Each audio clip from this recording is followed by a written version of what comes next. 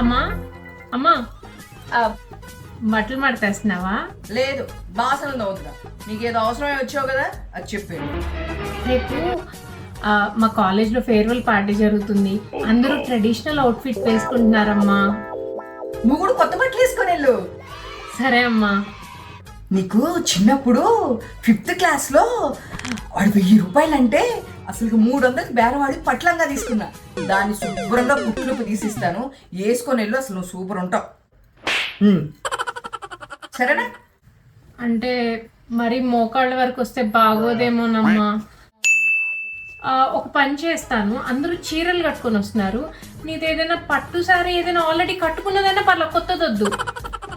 పట్టు శారీయా? పట్టు శారీ ఎందుకు? దాని మీద అన్ని కూల్ డ్రింక్స్ అని స్ప్రేలని చీరంతా పాడైపోతుంది. నీ నానమ్మ చిన్నప్పుడు నేను ఉయ్యాలేసి ఊపింది. ఆ చీర ఉంది, దాన్ని జాగ్రత్తగా కబోర్డ్లో పెట్టుంచా.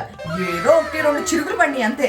అది తీసిస్తాను, అది కట్టుకొని వెళ్ళావనుకో, ఏ అబ్బాయి నీ వెనకాల పడ్డు ఆయమ్మో స్టాఫో అనుకుంటారు. ఏంటి బాబా అన్న, ఇంకోసారి అన్న? ఆయమ్మో స్టాఫో అనుకుంటారు, మాకు ఏ బాధ ఉండదు. సరేనా?